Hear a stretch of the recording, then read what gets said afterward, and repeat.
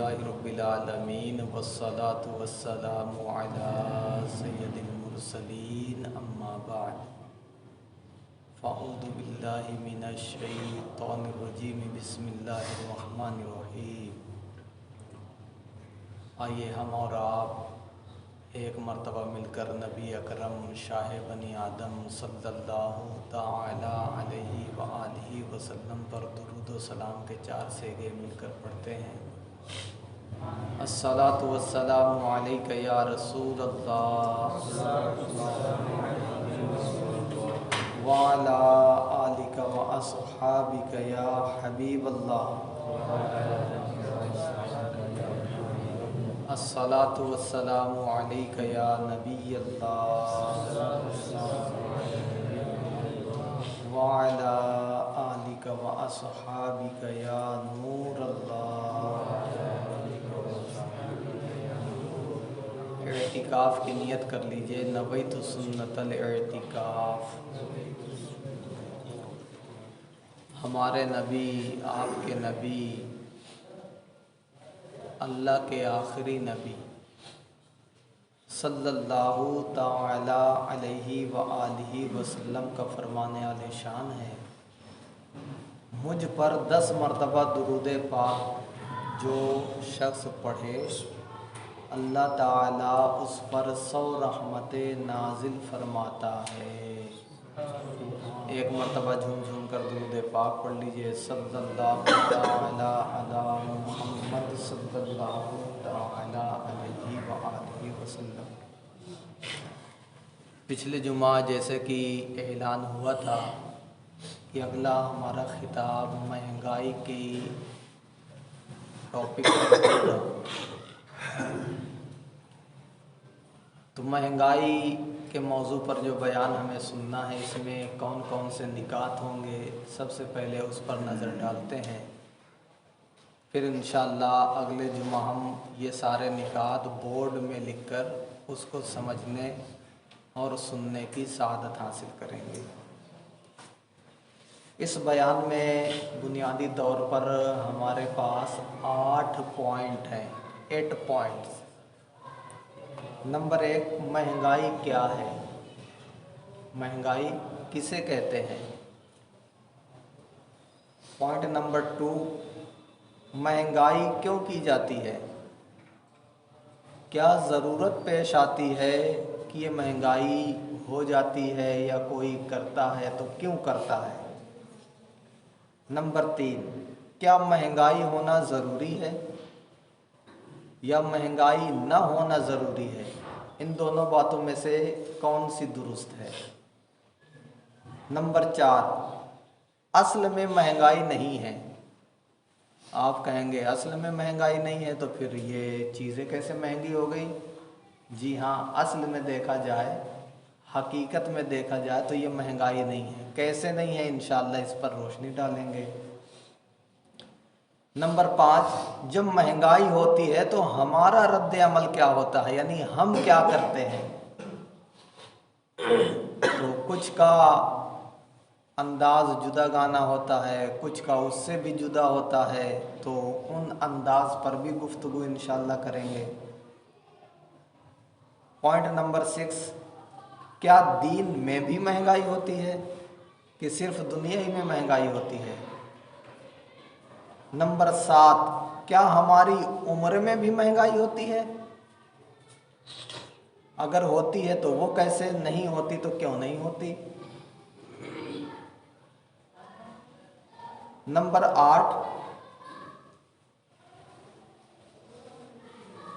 सिक्के क्यों बदलते हैं। आप थोड़ा से पीछे जाएंगे तो 5 का सिक्का थोड़ा बड़ा आता था, 1 का सिक्का भी बड़ा आता था, लेकिन 1 का सिक्का देखिए तो अब छोटा हो गया, 5 का भी छोटा हो गया। तो ये सिक्के छोटे क्यों होते हैं। और इसी में है कि बाज़ सिक्के बंद क्यों हो जाते हैं। 50 पैसा पहले चलता था, अब बंद हो गया। पहले 5 पैसे, 10 पैसे, 20 पैसे, 25 पैसे के सिक्के चलते थे सिल्वर के, शायद आपको याद आ रहा हो। तो वो बंद क्यों कर दिए गए। اور جی ہاں، ابھی کچھ سالوں بعد ایسا ہونے والا ہے کہ 1 کا سکہ بھی بند ہو جائے گا، پھر کچھ سالوں بعد ایسا ہوگا کہ 5 کا سکہ بھی بند ہو جائے گا، پھر کچھ سالوں بعد ایسا ہوگا کہ 10 کا سکہ بھی بند ہو جائے گا۔ تو یہ سکے بند کیوں ہوتے ہیں؟ اس کے پیچھے راز کیا ہے، اس کا ریزن کیا ہے، سبب کیا ہے، یہ بھی انشاءاللہ سنیں گے۔ آج چونکہ رجب المرجب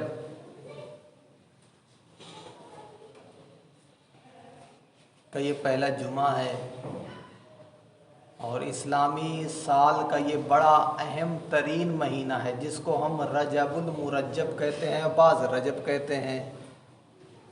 اس میں کیا کیا چیزیں ہوتی ہیں وہ تھوڑا سے بیان کرنے کی کوشش کروں گا، اور اس مہینے میں ہمارے سب سے بڑے محسن مانے احسان کرنے والے، سب سے بڑا احسان کرنے والا اگر اس دنیا میں کوئی ہے مخلوق کے اعتبار سے، بالخصوص ہندوستان میں رہنے والوں کے لیے،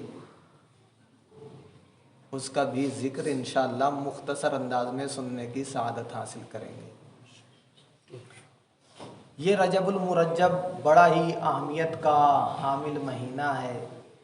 اس کو حدیث پاک میں بیج بونے کا مہینہ کہا گیا ہے، کہ جو اس مہینے میں اپنی عبادت کا بیج نہیں بوتا، اور اس کے بعد آنے والا مہینہ شعبان المعظم میں اس کھیتی کی سینچائی نہیں کرتا، تو رمضان میں جو عبادت کی فصل ہے وہ یقیناً نہیں کاٹ سکتا۔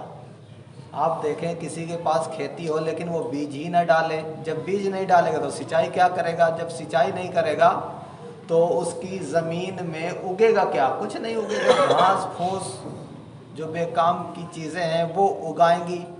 اب وہ سوچے کہ میں بیساکھ میں یا چیت کے مہینے میں فصل کاٹ لوں، کیسے کاٹے گا؟ اس نے تو بیج بویا ہی نہیں، یا بیج کسی نے بویا لیکن سینچائی نہیں کیا تب بھی فصل نہیں ہوگی۔ تو جس طرح فصل کاٹنے کے لیے بیج کا بونا اور سینچائی کا کرنا دونوں چیزیں لازمی ہیں اور ضروری ہیں، ایسے ہی رمضان میں اگر جو آپ نے اور ہم نے سن رکھا ہے کہ اللہ تعالیٰ 1 کا 70 دیتا ہے، تو وہ 1 کا 70 کس کو ملے گا؟ جو اس مہینے میں یعنی رجب کے مہینے میں عبادت کا بیج بوئے گا، شعبان میں اللہ تعالیٰ کی بارگاہ میں گریہ وزاری کر کے، رو کر، آنسو بہا کر، اشک جاری کر کے اپنی عبادت کی کھیتی کو سینچے گا، تو اسی کو رمضان کی فصل کاٹنے کا موقع ملتا ہے۔ اور حدیث پاک میں آیا رجب میں روزہ رکھنے کی بڑی فضیلت، کہ رجب کی پہلی تاریخ کا روزہ 3 سال کا کفارہ، دوسری تاریخ کا روزہ 2 سال کا کفارہ، تیسری تاریخ کا روزہ 1 سال کا کفارہ۔ اب پہلی تاریخ بھی نکل گئی، دوسری بھی، تیسری بھی، ہمیں تو معلوم نہیں تھا، اب ہم کیا کریں؟ تو ابھی بھی فضیلت ہے، حدیثوں میں آیا پھر 3 تاریخ کے بعد سے لے کر اس مہینے کے آخر تک جب بھی کوئی روزہ رکھے گا تو 1 روزہ 1 مہینے کا کفارہ ہوگا۔ تو چلو 3 سال والا آفر نکل گیا، 2 سال والا آفر نکل گیا، 1 سال والا نکل گیا، تو 1 مہینے والا تو بھی باقی ہے۔ اچھا، پھر اس مہینے میں امام جعفر صادق رضی اللہ تعالیٰ عنہ جو اہل بیت میں سے ہیں، ان کا بھی عرس منایا جاتا ہے۔ بعض لوگ 15 رجب کو مناتے ہیں، بعض لوگ 22 رجب کو مناتے ہیں، یعنی پوری اور کھیر بنا کر۔ اور پھر اس مہینے کی 27 تاریخ کو ہمارے اور آپ کے نبی علیہ الصلوۃ والسلام کو اللہ تعالیٰ نے وہ معجزہ عطا فرمایا کہ کسی نبی کو نہیں عطا کیا، بے شک اور وہ ہے معراج۔ اللہ نے اسی مہینے کی 27 تاریخ کی رات کو اپنے نبی کو آسمان سے بھی اوپر بلا کر اپنا دیدار کروایا۔ سبحان اور اللہ۔ اللہ تعالیٰ کا دیدار جیتی جاگتی آنکھوں سے کسی نبی نے بھی نہیں کیا۔ تو جب نبی نے نہیں کیا تو دیگر لوگ کیسے کریں گے؟ ہاں، ہمارے امام اعظم ابو حنیفہ نعمان بن ثابت رضی اللہ تعالیٰ عنہ کے بارے میں آتا ہے کہ آپ نے خواب میں 100 مرتبہ اللہ تعالیٰ کا دیدار کیا. سبحان اللہ. اور یہ وہی ابو حنیفہ نعمان بن ثابت ہیں جن کی کتاب الحمدللہ میں نے عربی میں تھی تو اردو ترجمہ کیا، اس کی شرح لکھا اور 3 جمعہ سے اعلان ہو رہا ہے. اس کتاب کی بہار انشاءاللہ میں اگلے جمعہ بتاؤں گا آپ کو. جب یہ بہار آپ سنیں گے تو انشاءاللہ کوئی جو نہ بھی اردو پڑھنا جانتا ہوگا نا وہ بھی کتاب لینے کا خواہش مند ہوگا، کیونکہ یہ کتاب گھر میں رکھنا ہی برکت ہے. اور آج میں جب صبح سو کے اٹھا تو الحمدللہ مجھے امام اعظم رضی اللہ تعالیٰ عنہ کی زیارت ہوئی خواب میں. سبحان اللہ. یعنی اس سے یہ پتہ چلتا ہے کہ امام اعظم رضی اللہ تعالیٰ عنہ کی یہ کتاب آپ کو کتنی پسند ہے، اور کہ کوئی چھاپ نہیں رہا تھا. 1300 سال پرانی کتاب ہے. شاید آپ نے ملاحظہ کیا کہ ہند کا ایک غلام نے اس کتاب پر، میری کتاب پر کام کیا اور یہ پھیلا رہا ہے. شاید اسی کی برکت سے الحمدللہ دیدار ہوا. اب اس کی برکت کیا ہے انشاءاللہ اگلے جمعہ میں بیان کروں گا. تو اس مہینے میں رجب شریف وہ معراج شریف بھی ہے. اس رجب میں امام جعفر صادق رضی اللہ تعالیٰ عنہ کا عرس ہے، اور اتوار کے دن ہمارے سب سے بڑے محسن خواجہ غریب نواز رحمۃ اللہ تعالیٰ علیہ کا عرس ہے. اور روایتوں میں آیا کہ جو اپنے محسن کا شکریہ ادا نہیں کرتا وہ اللہ کا بھی شکر ادا نہیں کرتا. اور خواجہ غریب نواز ہمارے سب سے بڑے محسن ہیں، کیونکہ اگر نہ وہ ہندوستان میں آتے، نہ ہمارے آبا و اجداد مسلمان ہوتے، نہ ہم مسلمان ہوتے. آپ جب دلی سے اجمیر شریف کا سفر کیے تو روایتوں میں آتا ہے کہ اس سفر کے دوران 90 لاکھ یا 90,000 لوگ مسلمان ہوئے تھے. اب دلی سے اجمیر تک کا آپ کلومیٹر نکالیں گے، غالباً تقریباً 200 کلومیٹر بیٹھے گا. ہمارے یہاں سے 400 کلومیٹر ہے آگرہ سے، اور آگرہ سے دلی کتنا ہے 200 کلومیٹر. تو 200 سے 250 ہوگا، یعنی 200 سے 250 کلومیٹر کے درمیان 90,000 بھی اگر مانا جائے تو 90,000 کم تعداد ہوتی ہے. 90,000 غیر مسلموں نے آپ کے ہاتھ پر کلمہ پڑھ کے دامن اسلام سے وابستگی اختیار کی تھی. اور پھر ہندوستان کا راجہ بھی آپ کو کہا گیا ہے. شاعر کہتا ہے کہ خواجہ ہند وہ دربار ہے اعلیٰ تیرا، خواجہ ہند وہ دربار ہے اعلیٰ تیرا، کبھی محروم نہیں مانگنے والا تیرا. جو بھی آپ کے بارگاہ میں حاضر ہو کر مانگتا ہے آپ اسے عطا کرتے ہیں. لیکن یہاں پر یہ ذہن نہ بنایا جائے کہ کیا خواجہ پاک عطا کرتے ہیں، عطا کرنے والا تو اللہ ہے. تو حقیقتاً یقیناً اللہ تعالیٰ ہی عطا کرتا ہے. لیکن اللہ تعالیٰ نے فرمایا وَابْتَغُوا إِلَيْهِ الْوَسِيلَةَ، اللہ سے مانگنا ہے تو اللہ کی بارگاہ میں وسیلہ کے ذریعے آؤ. اور وسیلہ ہمارے خواجہ پاک ہیں. ورنہ اللہ تعالیٰ یوں چاہتا کہ سارے دنیا کے لوگ مسلمان ہو جائیں تو اللہ تعالیٰ سب کو ہدایت دے دیتا. انبیاء کو کیوں بھیجتا، اولیاء کو کیوں بھیجتا، ہے کہ نہیں؟ تو اللہ تعالیٰ وسیلہ بناتا ہے، جس کا ثبوت قرآن پاک میں ہے. تو خواجہ پاک رضی اللہ تعالیٰ عنہ کا عرس بھی منانا ہے. اسی مناسبت کی وجہ سے الحمدللہ ہم نے ایک مینارہ مسجد کے سامنے، سنیچر کی رات چھٹی شریف کی رات ہے اور اتوار کا دن یہ چھٹی شریف کا دن ہے، تو ایک مینارہ کے سامنے ہم نے میلاد پاک رکھی ہے.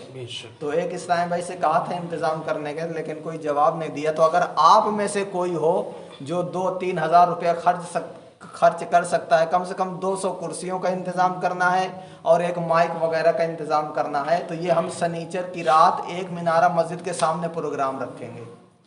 کوئی ایسا اسلامی بھائی ہے جو 3-4 ہزار کا یہ اخراجات اٹھا لے اور پروگرام کروا دے؟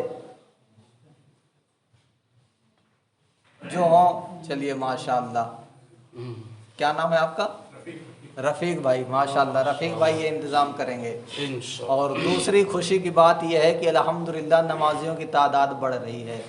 جمعہ کے دن الحمدللہ نیچے بھی ہاؤس فل، اوپر بھی ہاؤس فل، لیکن گرمیوں میں دقت ہو جاتی ہے اور کالونی آباد ہو رہی ہے تو اب نمازی بھی بڑھ رہے ہیں. तो हमारे इमाम साहब ने और यहाँ की कमेटी ने ये इरादा किया है कि ऊपर की छत डालनी है, और ऊपर की छत डालकर जब छत पड़ जाएगी, उसकी फिनिशिंग हो जाएगी, तो ऊपर छाँव भी हो जाएगी, और जो ज़ायद नमाजी आएंगे तो इंशाल्लाह ऊपर वाली छत यानी तीसरी मंजिल में भी पहुंच जाएंगे। तो इसके लिए हमारे बाज़ इस्लामी भाइयों ने तो बढ़ चढ़ कर हिस्सा लिया है। किसी ने कहा है कि मैं बालू अपनी तरफ से दूंगा, किसी ने कहा है ये दूंगा वो दूंगा।